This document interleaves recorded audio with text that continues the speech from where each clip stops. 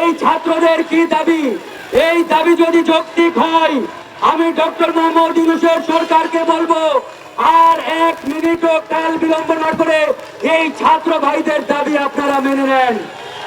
1 সেকেন্ডও কাল বিলম্ব করা যাবে না। মনে রাখতে হবে, প্রিয় ভাইরা একটু শুনুন প্লিজ, ভাইরা সবাই একটু শুনুন।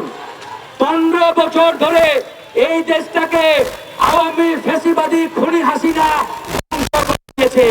এবং এই দাবি অনতি বিলম্বে বাস্তবায়ন করার জন্য আমরা এই সরকারকে আহ্বান জানাচ্ছি। তাই আপনাদের পক্ষ থেকে আপনাদের এই দাবি যদি থেকে থাকে লিখিতভাবে আমাকে দিবেন। বিকেল 3টায় সচিবালয়ে একটা মিটিং আছে এই সরকারের এক উপদেষ্টার সাথে। আমি আপনাদের এই দাবিগুলো নিয়ে এই সরকারের উপদেষ্টাকে নিয়ে দেবো ইনশাআল্লাহ। আমি ফারুক হাসান 3টায় সচিবালয়ে যাচ্ছি, আপনাদের এই দাবি নিয়ে আমরা কথা বলবো। যাই হোক বন্ধুগণ, তো আজকের এই সমাবেশে জাগবা জাতীয় গণতান্ত্রিক পার্টি যে পরিষ্কার দাবি তুলেছে, এই দাবির পক্ষে আমাদের কথা বলতে হবে।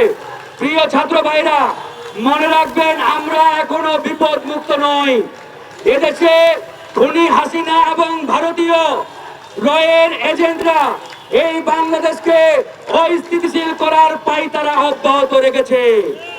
এই দেশকে আবারও বিপদে ঠেলে দেওয়ার জন্য মোদী সরকারের এজেন্ট খুনি হাসিনার দোসরেরা তাদের ষড়যন্ত্র অব্যাহত রেখেছে। আজকে আমাদের ছাত্র জনতাকে পরিষ্কার ভাবে বলতে হবে, সিদ্ধান্ত নিতে হবে, খুনি হাসিনা এবং মোদী সরকারের ভারতীয় এজেন্টরা এই দেশে যদি কোনো তৎপরতা চালাতে চায়, আমরা ছাত্র জনতা এই মোদী এবং খুনি হাসিনার দোসরদের বীজ দাঁত উপড়ে ফেলবো। এই দেশ নিয়ে কোনো ষড়যন্ত্র চলতে দেওয়া হবে না।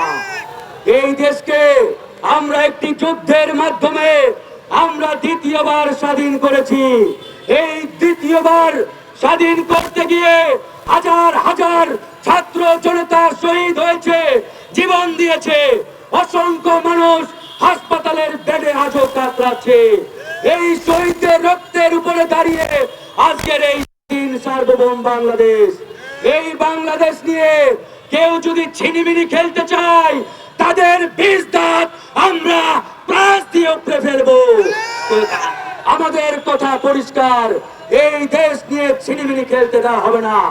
আজকে আমরা বলতে চাই, এই ডিপ্লোমা চিকিৎসকেরা কেন রাজপথে দাঁড়াবে? এই ডিপ্লোমা চিকিৎসক ভাইয়েরা তাদের দাবি যদি যৌক্তিক হয়, এই সরকারকে বলবো আজকের মধ্যে এই ডিপ্লোমা চিকিৎসকদের দাবি মেনে নেন।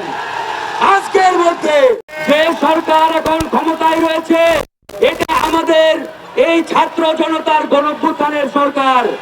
সুতরাং এই সরকারকে বুঝতে হবে ছাত্র জনতা কি চায়।